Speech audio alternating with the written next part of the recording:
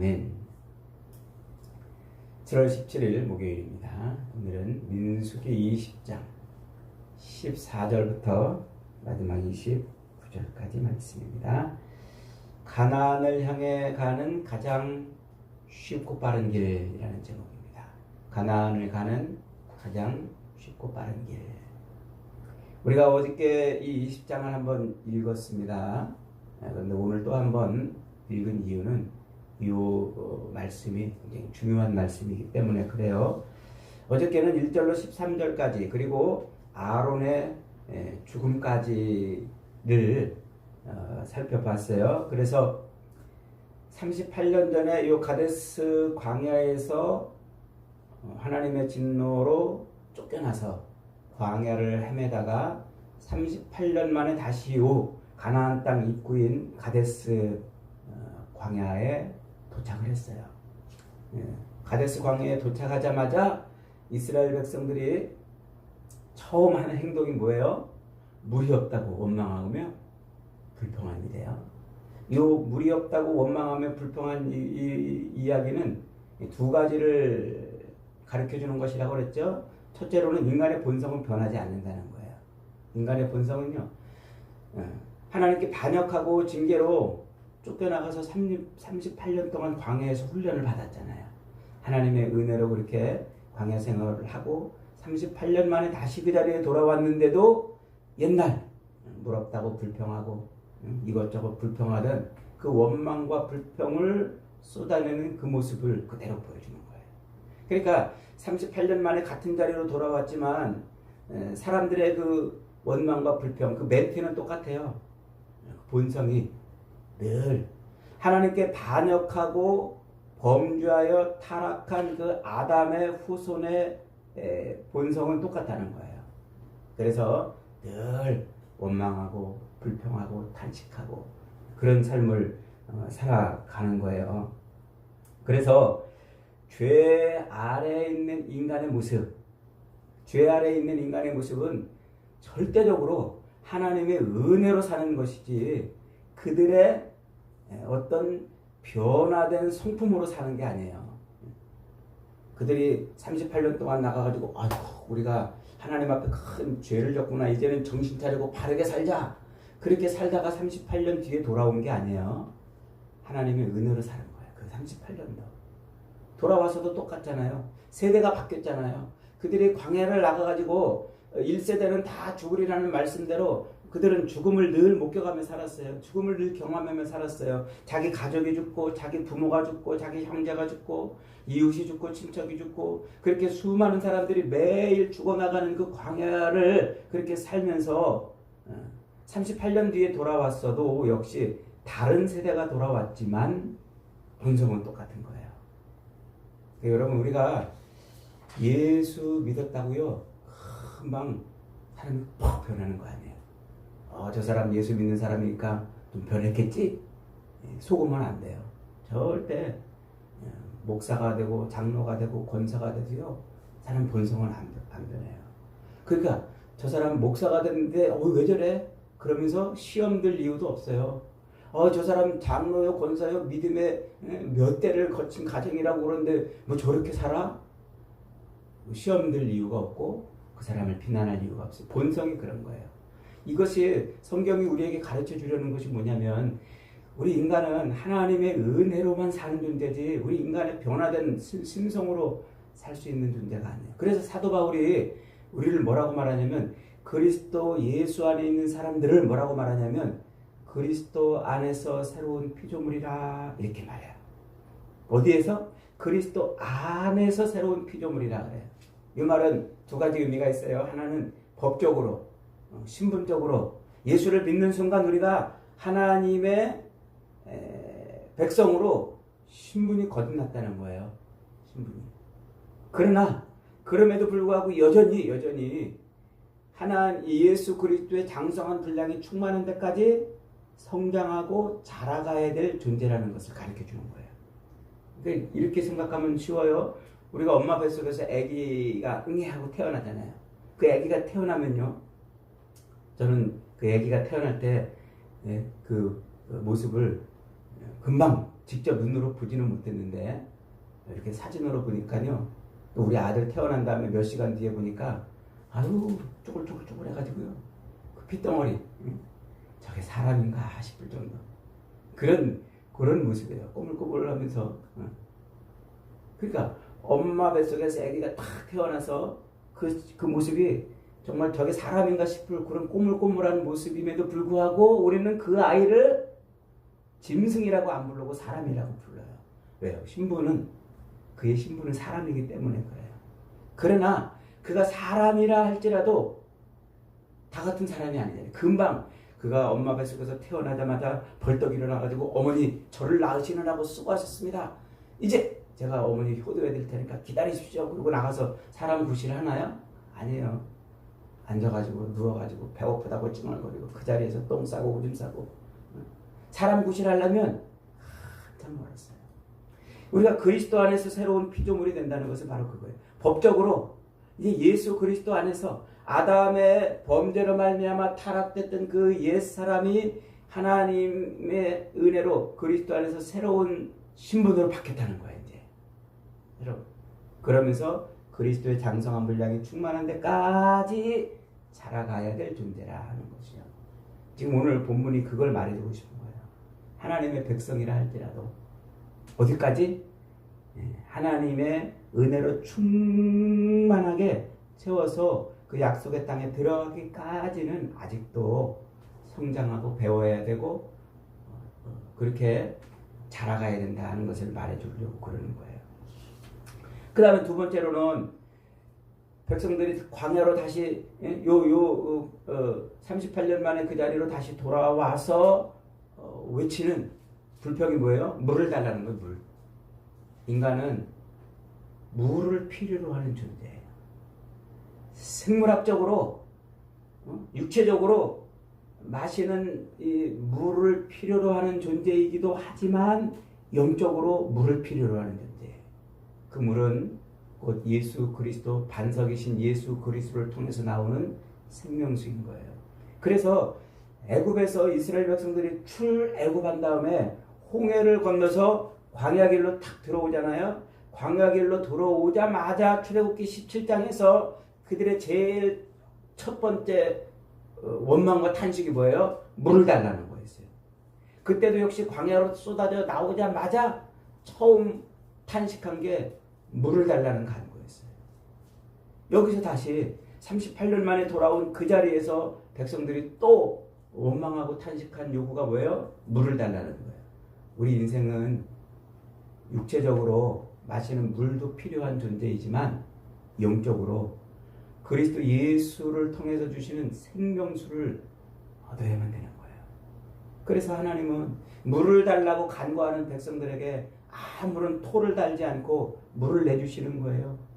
모세는 토를 달아가지고 너희들을 이 반역한 놈들아, 너희들 이 패역한 놈들아, 내가 너희들을 위해서 물을 내랴 그러면서 백성들을 향해 질책을 했지만 하나님은 아무런 토를 달지 않고 물을 달라고 하는 그 백성들에게 그렇게 반석을 열어서 물을 주시는 거예요.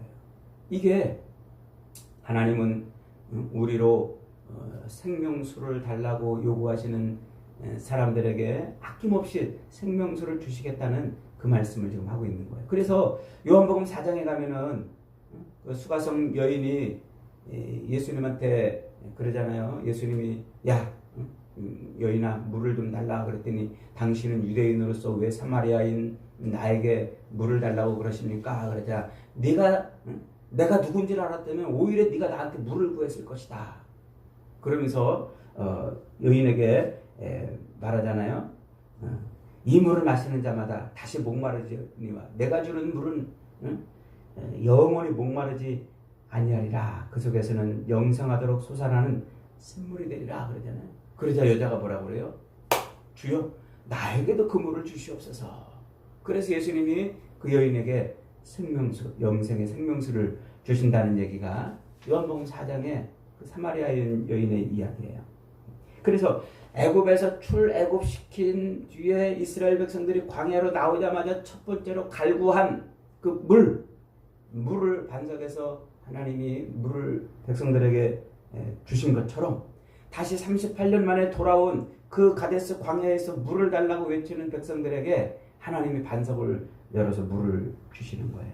그래서 출애굽기 17장에 그 호렙산 밑에서의 반석에서 나온 그 물과 가데스 광야의 반석에서 나온 이 물을 똑같이 무리바 물이라는 말로 연결을 하고 있는 거예요. 같은 이야기라는 거예요. 무리바 물. 백성들이 다투고 갈증을 느꼈던 바로 그 상태에서 주신 물이라 지금 말하고 있는 것이죠. 그래서 마치 데자뷰처럼 그렇게 출애굽한 이스라엘 백성들이 광야에서 첫 번째로 갈구한 가나안을 향해 가는 그 길목에서 첫 번째로 갈구한 이 물의 사건과 또 이제 가나안 땅 목전에서 또 백성들이 갈구한 이 물의 사건이 지금 같은 사건인 것을 이렇게 지금 설명을 하고 있는 거예요. 하나님은 우리에게 무엇을 주시는 분? 영생수를 주시는 분. 인간은 그 육신적인 물뿐만 아니라 영원한 생명수를 얻어야만 살 수 있는 존재다 하는 것을 가르쳐 주는 것이라 그랬습니다. 자, 오늘은 그 다음으로 이어지는 14절부터 21절까지 내용입니다. 이것도 굉장히 중요한 내용이죠. 38년 만에 이제 가나안 땅 입구에 도달을 했어요. 그래서 백성들이 이제 가나안 땅으로 들어가려고 그러는데 그 가나안 땅으로 들어가는 가장 빠르고 가장 편한 길이 있었어요. 그게 어디냐면 지금 에돔 왕에게 모세가 요구하는 요 왕의 큰 길이에요. 왕의 큰 길. 그래서 요 지금 가데스에서 가나안으로 들어가는 가장 쉽고 가장 편한 길, 그게 지금 에돔 왕에게 요구하는 왕의 큰 길이라는 거예요. 이 왕의 큰 길이라는 말은 요 학술적 용어로 성경에서 이제 나오는 그 용어 중에 왕의 대로라는 말이 있어요. 왕의 대로. 왕의 대로라고 다른 이 모든 이런 그 역사적 배경을 설명하는 책들은 왕의 대로라 이렇게 요 본문을 그렇게 해석을 하고 있습니다. 이 왕의 큰 길, 왕의 대로라는 것은 고대 근동에서 저 밑에 그 아프리카 대륙, 이집트가 있고 이 아프리카가 있는 그 대륙에서 그 시나이 반도를 거쳐가지고 저 가나안 땅을 통과해서 저 다마스커스 그다음에 저 투르키의 땅까지 이렇게 올라가는 요 가장 중심되는 길이 딱 두 길이 있어요. 하나는 그 애굽에서 올라와가지고 지중해 해안을 따라 지금 있는 이스라엘 팔레스타인 땅의 그 지중해 해안을 따라 올라가는 그 해안길과 요단강 사해 바다와 요단강 동편으로 가는 요 왕의 대로 이 두 길이 요게 가나안 땅으로 가는 가장 빠른 길이면서 저 위에 메소포타미아까지 올라가는 이게 전략적으로 경제적으로도 아주 중요한 그런 길이에요. 지금 요 왕의 길은 바로 요 사해와 요단강 동편에 있는 요 길이 지금 왕의 길인 것이죠. 이 길은 아주 오래전 기원전 4000년부터 만들어진 길이에요. 아브라함도 이 길을 다녔고 아브라함 이 동방에 군대가 와가지고 이제 롯을 칠 때 아브라함이 쫓아가서 롯을 구해온 그 길도 바로 이 길이에요. 이 길은 아주 오래전부터 이 아프리카 대륙에서 이집트를 거쳐서 메소포타미아 다마섹을 거쳐서 그 위에 투르키에까지 올라갈 수 있는 전략적으로 또 군사적으로 또 경제적으로도 무역로이고 또 군사도로인 아주 중요한 길이란 말이죠. 그 길을 어디가 지배하고 있냐면 에돔이 지배하고 있는 거예요. 에돔이. 그래서 이 에돔 왕한테 지금 모세가 그 길 통해서 우리가 가나안에 들어가고 싶다 요청을 하고 있는 것이죠. 그런데 이 에돔 왕이 그 길을 열어주지 않습니다. 그 길을 열어주지 않고 하나님께서 그 에돔 왕의 마음을 움직여 가지고 다시 이스라엘을 광야 길로 지금 다시 돌아가게 하는 거예요. 그러니까 지금 이 장면은 출애굽기 13장과 역시 똑같은 데자뷰 같은 그런 장면이에요. 출애굽기 13장에서 이스라엘 백성들이 애굽에서 출애굽했잖아요. 그 출애굽해가지고 가나안 땅을 가는데 그곳에서 가나안 땅을 가는 가장 빠른 길이 어디냐면 바로 요 블레셋 사람의 땅의 길, 해안길이에요. 아까 얘기한 그 지중해를 끼고 있는 요 해안길. 요 해안길이 바로 가장 빨리 갈 수 있는 길인데 하나님이 그 길을 통과해서 가나안 땅에 들어가지 않게 하시고 그 길을 어떻게 했다고요? 광야길로, 홍해의 광야길로 돌아가게 하셨다. 그래요. 근데 그 출애굽기 17장, 13장 그 길을 이렇게 보면은 이스라엘 백성들이 나올 때에 대열을 지어 나왔다 그래요. 무장하고 나왔다는 말이에요. 그런데 무장을 하고 나왔음에도 불구하고 전쟁하면은 돌이킬까 싶어가지고 홍해의 광야길로 이렇게 돌아갔다 하고 이렇게 이제 말을 하잖아요. 일부러 하나님이 돌리신 거예요. 광야길로 돌리신 거예요. 지금 요 왕의 대로를 가자고 요구하는 이 이스라엘 백성들의 요구에 대해서도 하나님이 에돔 왕을 통해서 그 길을 지금 막으시는 거예요. 그래서 어디로? 광야길로 일부러 돌아가게 하시는 것이죠. 무엇을 지금 말하려고 그러는 걸까요? 하나님의 그 약속의 땅을 가기 위해서는 사람이 원하는, 사람이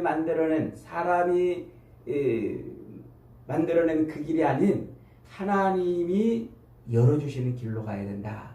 그 얘기를 지금 하고 있는 거예요. 성경에서 이 길은 굉장히 중요한 메타포를 가지고 있어요. 길은. 그래서 단순한 이동을 위한 그런 통로로서의 길로만이 아닌 아주 중요한 하나님의 그 언약적 의미가 담겨 있는 거예요. 그래서 시편 23편에도 보면은 내 영혼을 소생시키시고 자기 이름을 위하여 의의 길로 인도하시는도다 하면서 자기 백성을 이끌어 가시는 그 길을 그렇게 은유적으로 표현을 하고 있죠. 그 다음에 잠언서 3장 6절에도 너는 범사의 그를 인정하라 그리하면 내 길을 인도하시리라. 그러니까 길은 단순히 지리적으로 물리적으로 이동하는 통로가 아닌 인생이 가야 되는 길, 법이 있다는 거예요. 인생이 가야 되는 법. 그래서 이사야 선지자는 이사야 40장 3절로 4절에서 이런 예언을 해요. 광야에서 여호와의 길을 예비하라. 사막에서 우리 하나님의 대로를 평탄케 하라. 이렇게 외치면서 그 여호와의 길, 그 길이 무슨 길이냐면 골짜기마다 도두어지고 산마다 언덕마다 낮아지며 고르지 아니한 곳이 평탄하게 되며 험한 곳이 평지가 될 것이다 하면서 하나님께서 보내주시는 메시아가 올 길을 설명을 하고 예언을 하고 있어요. 그 메시아가 올 길을 예언하면서 그 길이 곧 자기 백성들이 살 수 있는 길이라 이렇게 이사야 선지자가 예언을 하는 거예요. 그러니까 하나님의 백성들이 하나님이 약속하신 그 약속의 땅에 가기 위해서는 사람의 길이 아닌 하나님이 예비하신 길로 가야 된다는 거예요. 지금 그 얘기를 지금 말씀하고 있는 거예요. 이 길은 그래서 단순히 지리적인 이동을 위한 통로가 아니라 하나님의 구속을 완성시키는, 하나님의 구원을 완성시키는 아주 중요한 예표인 거예요. 그래서 예수님께서 오시자마자 내가 곧 길이요 진리요 생명이라 이렇게 말씀하시잖아요. 그러니까 예수 그리스도께서 구약 성경에서 예표한 그 구원을 완성하는 의미로서의 그 길을 예수님이 성취하시는 거예요. 내가 곧 길이다 라고 말씀하시면서 말이에요. 그러면서 이 길이 아니고서는 아버지께로 올 자가 없느니라 이렇게 말해요. 그러니까 그 길은 곧 무엇을 의미하는 것입니까? 단순한 물리적으로 또 육체적으로 이동하는 통로가 아닌 생명을 얻는 바로 그런 통로를 의미하는 것이죠. 그래서 예수님은 그 길, 그 생명을 얻는 길을 따라오라, 자기 백성들에게 따라오라 라고 말씀하면서 단순히 그 길을 따라오라는 것은 예수님이 걸었던 실제로 예루살렘 길, 그 길을 오라는 게 아니잖아요. 예수님의 삶의 방식을 따라오라 하는 거예요. 예수님의 삶의 방식. 그 예수님의 삶의 방식이 뭐예요? 그게 바로 순종, 아버지 말씀에 순종하며 살았던 바로 그 삶이라는 것이죠. 재미있게도요, 사도행전에 가면은 사도 바울이 이제 복음을 전하는데 이 복음이 굉장히 빠르게 확산이 되잖아요. 로마가 닦아놓은 그 길 때문에 그래요. 로마가 닦아놓은 그 수많은 길 때문에 복음이 굉장히 빠르게 확산이 되는데, 그런데 단순히 그 빠른 이동 때문에만 복음이 빠르게 확장된 것이 아니라 그리스도인들, 세상 사람들과 다르게 사는 그 그리스도인들의 삶의 방식 때문에 복음이 확장이 되는 거예요. 그러니까 이 길이 이렇게 은유적으로 쓰는 것이죠. 오늘 본문은 바로 그러한 이 왕의 큰 길에 대한 예표를 지금 하고 있는 거예요. 이스라엘 백성들이 가고자 했던 그 길은 블레셋 사람의 땅의 길이 가나안으로 가는 가장 빠른 길이었을지라도 하나님은 그 사람의 길이 아닌, 블레셋 사람의 길이 아닌 하나님이 원하시는 광야의 길이 있었던 거예요.